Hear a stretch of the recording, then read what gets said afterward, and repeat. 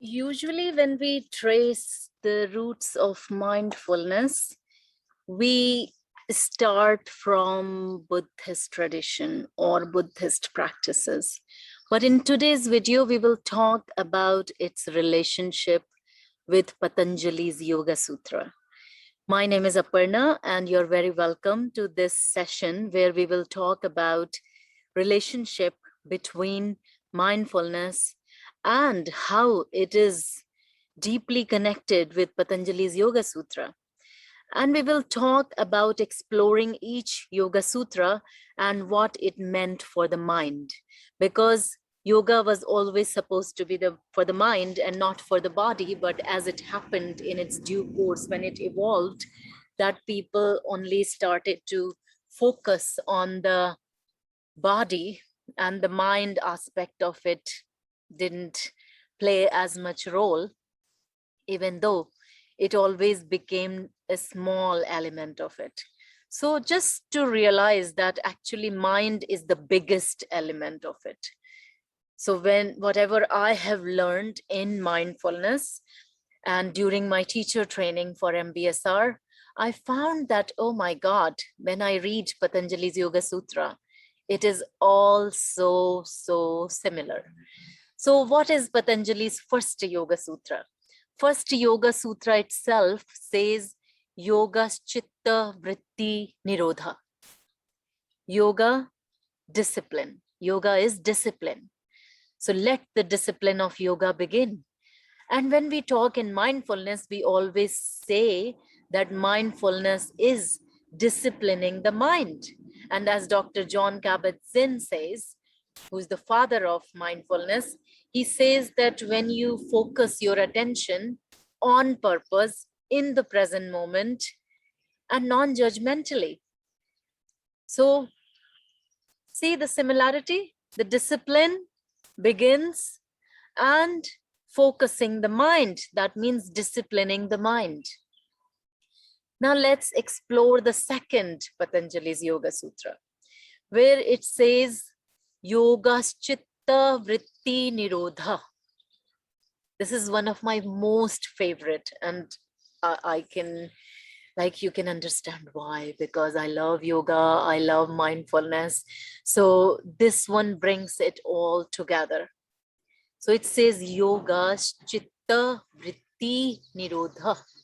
Means yoga is the cessation of the thought waves in the mind. So the waves that go up and down, depending on the outer circumstances. Our mind is thrown off balance and somebody else says something to us, and then suddenly our mind goes up and it starts to create all those negative thoughts or becomes very unsettled, as if someone has thrown a pebble in a still water and the water is all churned up. And the water is all churned up, and then it just looks as if nothing is clear. Whereas in a mountain lake, when the water is still, everything is clear. So let's understand, what did Patanjali mean when he said Yoga Chitta Vritti Nirodha? So Chitta is a Sanskrit word for mind stuff, as we call it. Mind stuff where we perceive everything. So all these five senses bring information to Chitta. So our eyes, our ears, our tongue, nose, skin, all this carry information to Chitta. And Chitta is the mind stuff. So this Chitta has three faculties that work for it, because all the information, so it's like you feed all the data in the computer, but now what? We need to do something with this data. So this is all input from all these five sense organs. But then Chitta, or the mind stuff, has its three faculties to work for it. And all those three faculties have names, and these three faculties have designated job.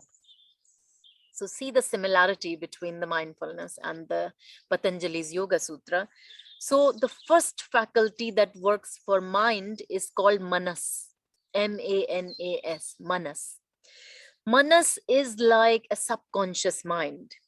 So it's a subconscious mind, which is a recording faculty. It doesn't judge. It just takes in all the information, all the data without recognizing what is good, what is bad, what is for junk, what is useful. It just takes it all in. So it is manas. So it forms the impressions on our manas and the larger part of chitta.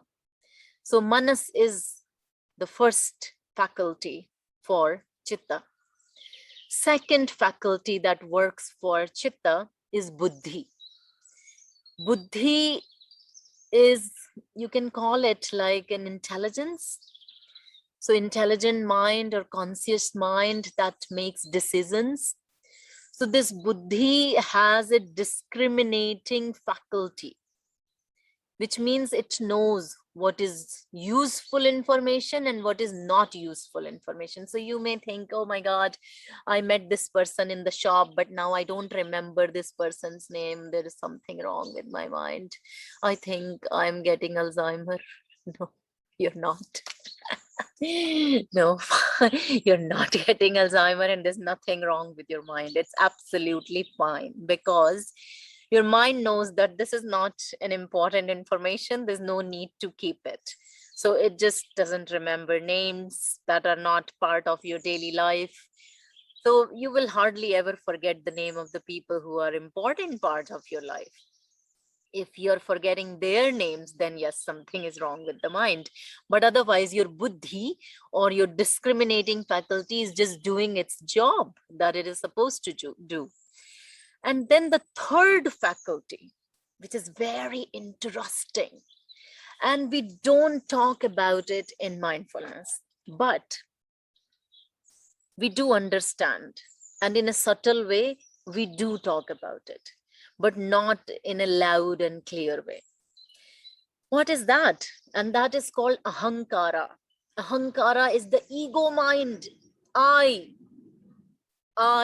me, and myself. But we always refer in mindfulness that there is a radio me that is on all the time, which says, I did this and this person did this to me, and I'm going there and this happened, and I'm going to do this, I'm going for this job, or I have this house, I want to move out. So if you notice the thoughts in your mind, I would say 80–90% of these thoughts have I or me or myself or my children, my property, my lawn. So there's nothing wrong with that, because if I don't think about myself, who else will? But the problem arises when we start to become too attached to this I, and we start to identify with everything that is given to us. Yes, everything is given to us, or you have acquired in your body as a human, and you have a beautiful property or house. But how about keeping that sense of detachment and not getting very identified with all that you own? So ego mind, if it is not kept in check, it can make so many people so sick. So they even suffer with so many mental health issues. Their ego is out of proportion. So healthy ego is good. If you don't have healthy ego, then people will treat you like a doormat, and they will walk all over you and will make you feel that you're good for nothing. So healthy ego is meant to protect us from this world, which can be sometimes cruel. But if we get too attached to this ego, then there is problem. So see, this chitta, mind, has three faculties of manas, buddhi, and ahankara. Manas is the recording faculty, buddhi is the discriminating faculty, and ahankara or ego mind, if it learns to non-identify, then it learns to live in peace and harmony with everything that there is. So this is called our internal instrument that we have been given. In Sanskrit, there is a name for it. It's called Antahkarana. So this Antahkaran, this internal instrument, this mind, that's all we try to understand in mindfulness. Mindfulness didn't come from somewhere unknown source, but it's exactly what the Patanjali talked about in Patanjali's Yoga Sutra. The only difference I find is that like mindfulness feels like it is for everyone or anyone can do it. And you don't have to believe in any particular thing or any particular religion or person, and you can just practice. But it's same thing. It was not meant to be for any particular group of people.